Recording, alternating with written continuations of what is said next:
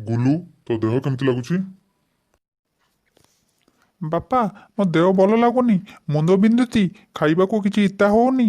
ବାପା ତମେ ଦାଅ, ଡାକ୍ତର ବାବୁଙ୍କୁ ପଚାରିବ ମୋ ଦେହ କେବେ ଭଲ ହେବ, ମୁଁ ଘରକୁ ଯିବି।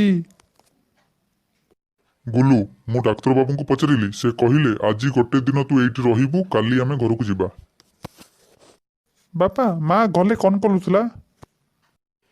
ତୋ ମା ଖାଲି କାନ୍ଦୁଥିଲା ତୋ କଥା ଭାବି, ତୋ ଦେହ କେବେ ଭଲ ହେବ ସେ ଖାଲି ତୋ କଥା ଭାବି କାନ୍ଦୁଛି। ବାପା ମାକୁ କହିଲନି ମୁଁ ଠିକ୍ ହେଇଯିବି ବୋଲି।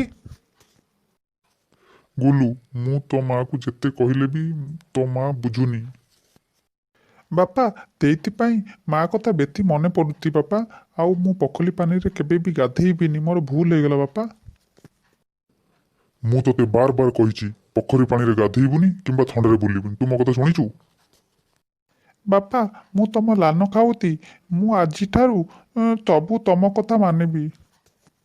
ଗୁଲୁ, ତୁ ବେଶୀ କଥା ହନା, ତୋ ଦେହ ଭଲ ନାହିଁ ପରା, ଡାକ୍ତର ବାବୁ ବେଶୀ କଥା ହେବା ପାଇଁ ମନା କରିଛନ୍ତି। ଗୁଲୁ, ତୁ ଆଜି ରାତିରେ କ'ଣ ଖାଇବୁ? ବାପା ମୋ ପାଇଁ ପାଉଁରୁଟି ନେଇ ଆସିବ। ହଉ ତୁ ଶୋଇପଡ଼, ମୁଁ ନେଇ ଆସିବି। ବାପା କାଲି ସକାଳେ ଆମେ ଗଲୁକୁ ଯିବା ତ? ତୁ ବେଶୀ କଥା ହନା, ଶୋଇପଡ଼, କାଲି ଯିବା ପରା କହିଲି।